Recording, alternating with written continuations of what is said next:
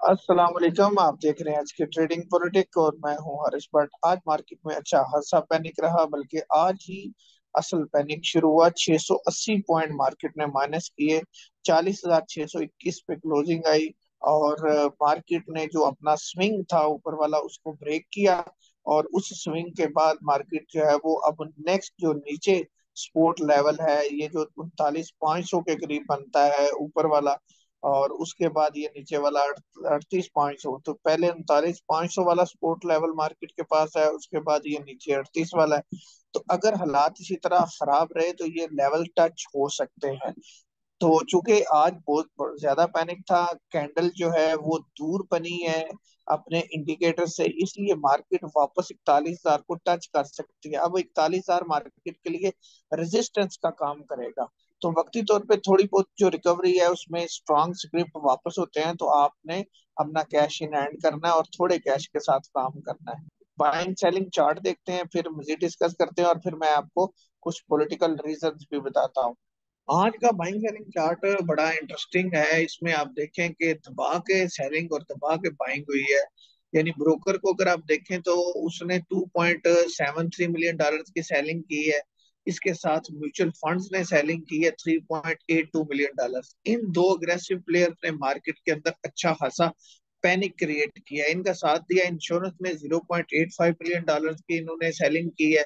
और ऊपर बैंक ने साथ में सेलिंग की है 0.15 मिलियन डॉलर्स की। इस सेलिंग को अब्जॉर्ब किया है जनाब कंपनीज ने 3.45 मिलियन डॉलर्स की बाइंग की है। साथ में इंडिविजुअल्स ने बाइंग की है 2 मिलियन डॉलर्स की। और नीचे अदर ऑर्गेनाइजेशन ने बाइंग की है 1.03 मिलियन डॉलर्स की।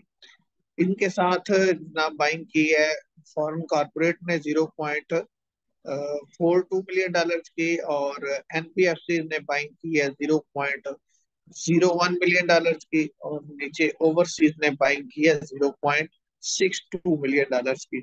अब यहाँ पे म्यूचुअल फंड और ब्रोकर अग्रेसिव प्लेयर हैं, मार्केट को इन्होंने नीचे मारा है। इंडिविजुअल ने नीचे से मार्केट में बाइंग की है, साथ में कंपनीज ने बाइंग की है।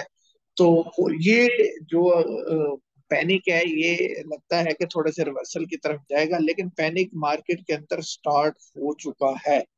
अब आने वाले दिनों में पॉलिटिकल जो डिस्टरबेंस होने वाली है उसके पेश नजर मार्केट के अंदर आपने एहतियात के साथ ही अपनी स्ट्रेटेजी बनानी है। पोर्टफोलियो देखते हैं आज मेन सेलर्स और मेन बायर्स का। आज का मेन सेलर है जी ब्रोकर। ब्रोकर ने oil and gas exploration sell किया है 2.19 मिलियन डॉलर्स का। और उसके बाद उसकी डेबिट मार्केट में सेलिंग है। बाइंग उसकी जो थोड़ी बहुत है वो फर्टिलाइजर में है 0.18 मिलियन डॉलर।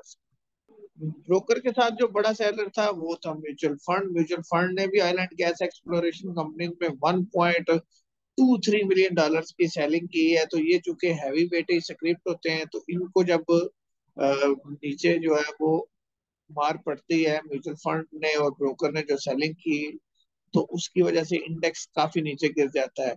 तो म्यूचुअल फंड ने तो हमने देखा हर सेक्टर में ही सेलिंग की है, कहीं भी उनकी बाइंग नहीं है। अब ये यहाँ पे एक नुक्ता आपने मैं अक्सर आपको बताता हूँ कि देखें, इंश्योरेंस, बैंक्स और जो म्यूचुअल फंड्स होते हैं ना, ये माल जब लेते हैं होल्ड करते हैं तो फिर मार्केट जो है वो लंबे अरसे के लिए ऊपर जाने की तवक्को होती है। लेकिन अगर आप हिस्ट्री उठा के इनकी देखें कुछ महीनों की, तो इंश्योरेंस तो कुछ सालों से माल सेल कर रहा है। और म्यूचुअल फंड जो है वो भी काफी अरसे से अब माल सेल कर रहे हैं।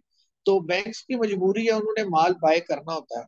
तो ये इंडिकेट करता है कि लॉन्ग टर्म प्रोग्राम अभी आपने मार्केट के अंदर नहीं बनाना। अभी स्विंग या डंक टपाओ। ये इंडिविजुअल्स का पोर्टफोलियो है। इन्होंने आज ऑयल एंड गैस एक्सप्लोरेशन में 0.89 मिलियन डॉलर्स की बाइंग की है।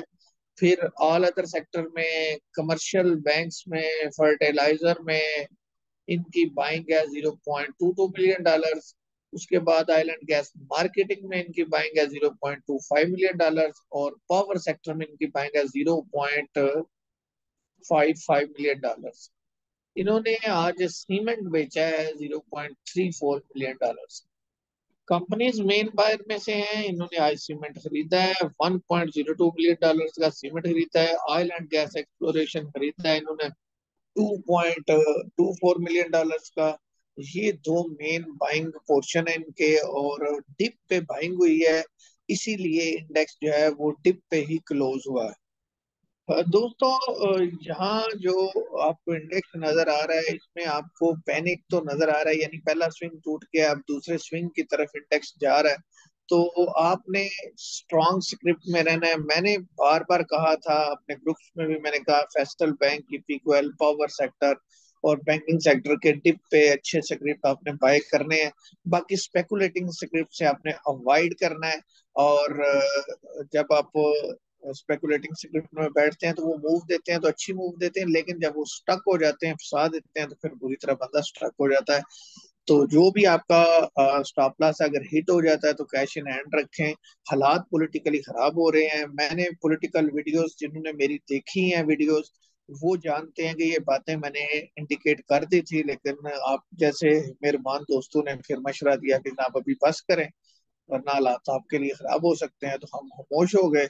लेकिन इन सारे हालात का हमें ऑलरेडी अंदाजा था कि पीपल्स पार्टी, नून लीग आप आपस में फट जाएंगे, और फिर एक दूसरे के लैतो लाल भी करेंगे, आने वाले इलेक्शन में एक दूसरे के अगेंस्ट होंगे, नए नए इत्तेहाद बनेंगे। बिलावल साहब के लिए रामवार होगी। कौन सी ताकतवर शख्सियत इस वक्त कितनी क्लोज है ये तो मैं नहीं कह सकता, लेकिन हालात जो है वो जिस तरफ जा रहे हैं वो यही इंडिकेट कर रहे हैं कि पीपल्स पार्टी का फ्यूचर बेटर है। और चूंकि बजट पेश हो गया, बजट पास होना है, उसमें कुछ ले दे के बाद फिर ये आपस में देखें किस तरह झपटते हैं एक दूसरे पर। और हालात खराब होने के साथ साथ मार्केट जो है वो मजीद डिप ले सकती है। अपनी बाइंग सेलिंग इन हालात के मद्देनजर ही आपने प्लानिंग करनी है। अपना ख्याल रखिएगा। किसी और वीडियो में मुलाकात होती है। अल्लाह हाफिज।